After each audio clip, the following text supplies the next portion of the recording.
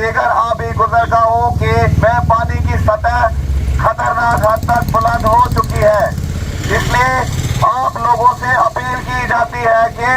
नालों और पुलों और दरियाओं के करीबी इलाकों में जाने से गुरेज करें और बच्चों को भी पानी के करीब ना जाने दें। तमाम शहरियों से अपील की जाती है कि